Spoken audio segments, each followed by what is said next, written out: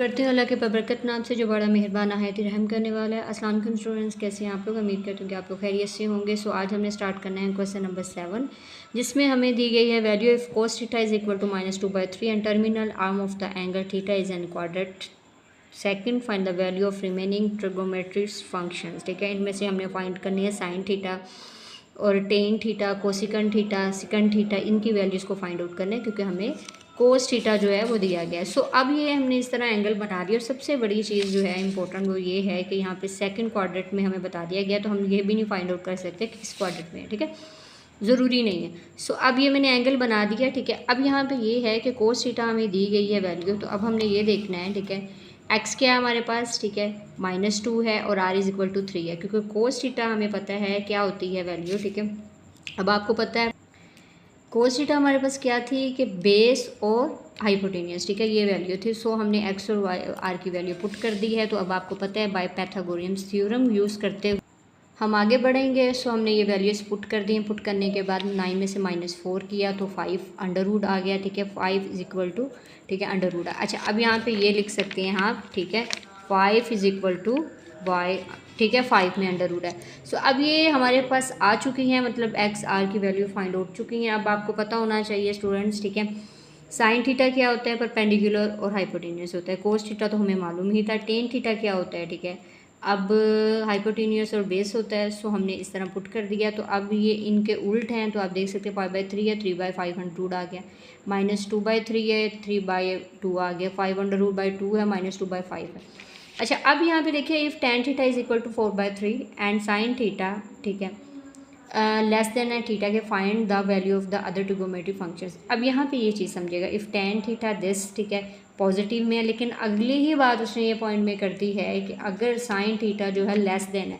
अब tan theta जो होता है पॉजिटिव में होता है, लेकिन साइन थीटा जो है वो हमें नेगेटिव में चाहिए, तो किस क्वाड्रेंट में होगा? First, second, third. अब ये देखिए, ऐड शुगर टू कप। ठीक है, इसका मतलब 2 tan यहाँ पॉजिटिव है लेकिन साइन थीटा नेगेटिव है। सो इसमें वैल्यूज़ को पुट करेंगे। ठीक है, y की भी वैल्यू है 3 है। और अच्छा, अब यहाँ पे सबसे बड़ी चीज़ क्या है, यहाँ हमारे पास तो माइनस नहीं है, तो हम यहाँ पे माइनस क्यों लगा रहे हैं? तो स्टूडेंट्स ये देखिए, इस तरफ जो होता है आपको पता है नेगेटिव के होते हैं और नीचे जो y होता है वो भी नेगेटिव का होता है। तो इसका मतलब है ये -3 और -4 है। इस क्वेश्चन में आप ज़रा याद रखिएगा, इस तरह करके माइनस ही आएगा क्योंकि ये फोर्थ क्वाड्रेंट में बनेंगे, तो दोनों माइनस में आएंगे। सॉरी, फोर्थ में नहीं, बल्कि ये x नेगेटिव में बनेगा और y में बनेगा। So x² is equal to a² plus b²। ठीक है, ये अब हम बाय पाइथागोरियन थ्योरम करेंगे, वैल्यूज़ को पुट करेंगे तो हमारे पास 5 आ गया।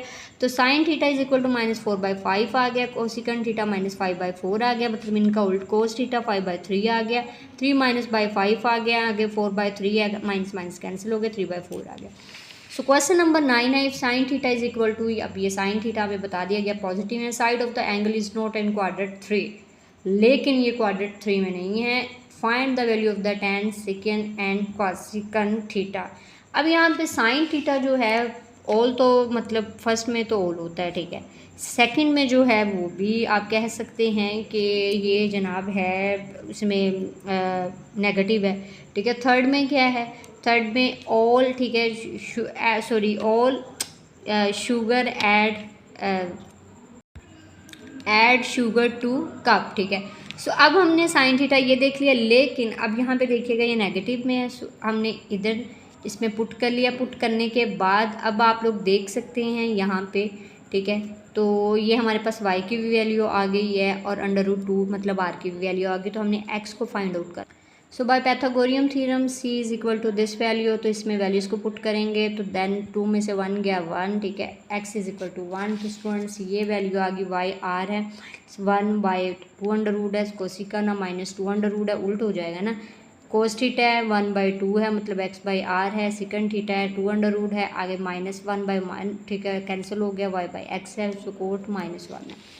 सो नेक्स्ट क्वेश्चन है, मैं तेज़ी से इसलिए गुजर रही हूँ क्योंकि बहुत इजी ये क्वेश्चंस हैं, ठीक है, क्योंकि पीछे हमने काफ़ी इन पे टाइम लगाया है। तो कल 7 क्वेश्चन भी हमने एक सिंगल क्वेश्चन किया था, इसलिए कि आपको समझ आ जाए, तो इसलिए मैं तेज़ी से गुजर। अब यहाँ पे 10 क्वेश्चन है, इफ कोसिकन मतलब एक किसका उल्टा है? साइन का है, ठीक है, एंड द सिकन जो है वो greater than 0, find the remaining trigonometry functions. ठीक है, अब यहाँ पे स्टूडेंट्स इसका मतलब दोनों ही पॉजिटिव में है तो फर्स्ट में मिलेंगे। ठीक है, सो फर्स्ट है तो अब यहाँ पे y की भी वैल्यू देख लेनी। अच्छा एक चीज़ याद रखिएगा, हमें कैसे पता चलेगा y और r पुट करना है, क्योंकि हमें ये बताइए कि अब कोसिकेंट थीटा है, ठीक है, किसका है, साइन थीटा है क्या, तो साइन थीटा जो होता है आपको पता है परपेंडिकुलर बेस होता है, ठीक है। तो हमारे पास दोनों की वैल्यूज़ हैं, लेकिन x की फाइंड आउट करनी है।